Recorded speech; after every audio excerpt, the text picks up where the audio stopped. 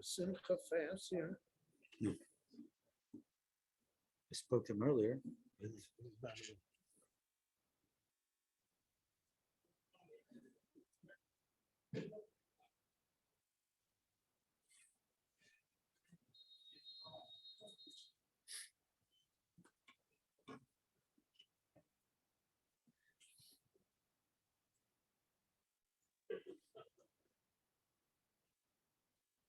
Erev Tov, everyone.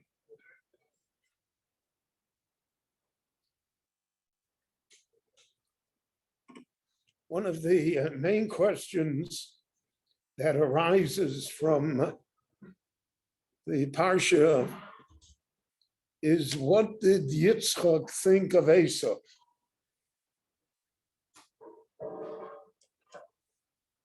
The Torah only tells us that Yitzchak loved Esau, Kitzayid B'fiv, Rivka Hevetz as Yaakov.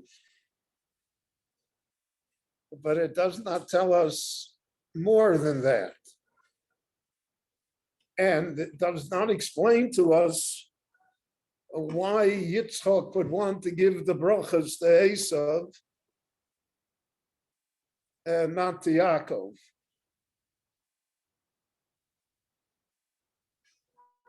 And it also doesn't tell us specifically what was Yitzchak's reaction later, because the Torah tells us only that Rivka overheard that Esau planned to kill Yaakov. But the story that Rivka tells Yitzchak is that we have to send them away because I don't want to marry him off here to the daughters of Canaan. And Yitzchak therefore tells Yaakov to go to our family in Aram and get married there. But he does not mention you have to run for your life.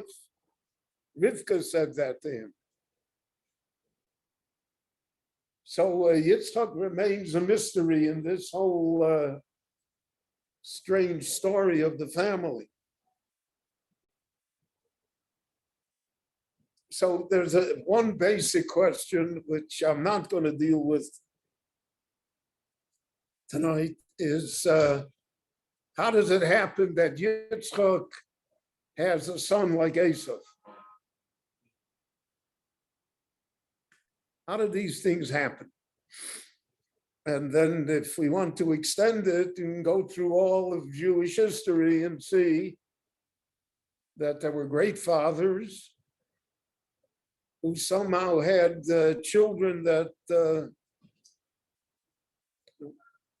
turned out to be anti-Jewish.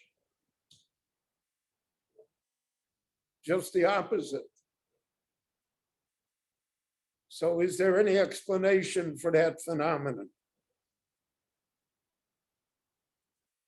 But what I want to talk about tonight for the few minutes is the fact that there are two different streams in the Meforshim regarding Esau and his father Yitzchak. Rashi seems to think, and most of the Meforshim follow that Yitzchak is unaware of who Esau is. Kitzayid b'fiv. He's able to fool him. And even though there are midrashim that contradict it, because they say that Esau brought his foreign wives into the house and that they burned incense. And there was a medrash that that's why Yitzchak couldn't see later. But Rashi follows Kitzayid b'fiv. So Yitzchak is unable to see who Esau really is. He doesn't think that Esau is a murderer. He doesn't think that Esau is a rasha. He just thinks that he doesn't do well in school. So he's not the world's biggest Talmid Chacham. But he's my oldest son. V'lo mishpat abchora. He's entitled to the Bechora. He doesn't know the whole story that Yaakov purchased the Bechora from Esau. So he's entitled to the blessings. And therefore, that's why he told him, Tzudoli Tzayid, go out and bring a hunt and do what you're good at, my son. And bring me food. It's not that he doesn't have food, Yitzchak. He wants the son to do something for him. He wants Esau to feel important to him. And he's willing to give him the brachas because Esau has completely fooled his father as to who he really is. That's one stream in the Meforshim. I thought of this. I read a book regarding a Jew in the United Kingdom in London who had the largest collection of Marxist literature in the world. And he was an avowed communist. And his father was one of the great Rabbonim in London. Famous. And the son kept a kosher home because he wanted his father to be able to eat by him. And the son never revealed to the father what his ideas were or who he was. Father just thought he was a librarian. And till his last day, the father didn't know who the son was. He didn't know that he had a son that was one of the leading communists in the world and who had the largest library of communist literature in the world. So it's very possible for a child to fool a parent, especially if the parent somehow wants to be fooled. And we all want to be fooled. We don't want to see our children in absolute realism because that somehow is too harsh a judgment. There's a case in the United States, famous comedian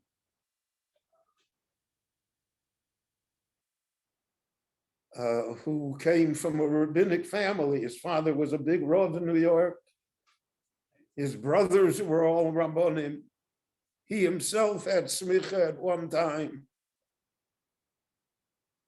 And he became a comedian, and he wasn't a shomer mitzvahs. And comedians in America are not noted for their probity in language and the type of humor they use. And I heard an interview with him once.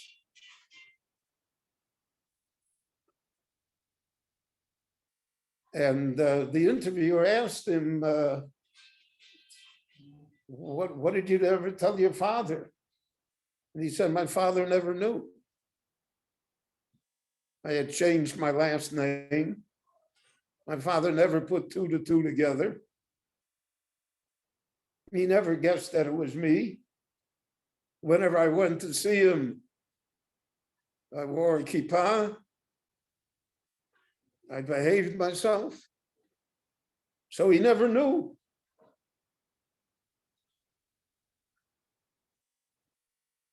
And I'm sure there are many more such examples that exist in the world, where the child can be who knows what. You read the stories about the gangsters, the mafia. There was a famous book that was written, it was called, But They Were All Good to Their Mother. And they were Jewish gangsters. Jewish murderers. So in miniature, that's the relationship of Yitzchak and Esav. He never knew. And the Ruach HaKodesh didn't tell him. Chazal say that the Ruach HaKodesh departed from him. So he never sensed it. That's one stream. There's a second stream among the more modern commentators, the Malbim and the others, who said Yitzchak was aware of what Esav was. He was not that naive. But the Yitzchak wanted, so to speak, to be Maariv Esav. He felt that Esav could be salvaged. He could be brought back. And that therefore, in order to do that, he gave Esav special treatment. He said, so to speak, Yaakov will do very well without the brachas. Yaakov doesn't need brachas to sit and learn Torah. He's Ishtom Yoshev Oholim. He doesn't need it. But Esav's a Vildachaya. Esav is incorrigible. If I'm bring him closer, if I give him the brachas, so then that will soften Esav and eventually bring him closer so that I will have a son Esav and not only just a son Yaakov. So that's another stream completely. In the fact that Yitzchak does recognize Esav and he does realize the problem. Now Rivka, who knows Esav and Yaakov, Rivka gives up on Esav. Mothers don't easily give up on their children. But she comes from a house of Lavan and Psuel. She has seen what evil incarnate looks like. And she recognizes that there are some people that you just can't, no matter what you do, you can't do it for them. You're not going to bring them back. So therefore, we have to invest in the child that will continue, which is Yaakov, even though Esav is also our child, but he's lost. There are these streams that exist in the Jewish world today. There are Jews, there are institutions and ideas that are devoted to outreach. So we should work together. And there are those that say, no, that they are lost. There's nothing we can do anymore. You're never going to reform the reform movement. So we have to invest in what we have. And it's a waste of our assets and our talents. We have to do internal return, internal kiruv. And that's our task. So those are two different streams of interpretation regarding Yitzchak and Esav. What we see is our two different streams in Jewish history and in the attitudes of Jews. How should we treat others? And it's not resolved for us. And therefore, it becomes always a difficult issue. The differences between Rav Bamberger and Rav Hirsch, the differences between, let us say, Mizrahi and Aguda, are all reflections of this conundrum, of this difficulty that we have. And I would, in my humble opinion, I would say that neither side has ever been able to prove its case. And therefore, the issue remains a very troubling one and a vexing one, not only as to what the pshat is in the relationship of Yitzchak to Esav, but in the relationship of Klal Yisrael to those who have strayed and who have even become the enemies of Klal Yisrael. So that's something to ponder and think about that the Parsha raises for us in this week's Torah reading. Rabbi Chananya ben Akash Omer, Otsa Kadosh Baruch Hu l'zakos es Yisrael, Leficha chirba lahem Torah mitzvot shenemar, Adonai chafetz l'man tzidko, Yagdil Torah v'yadir.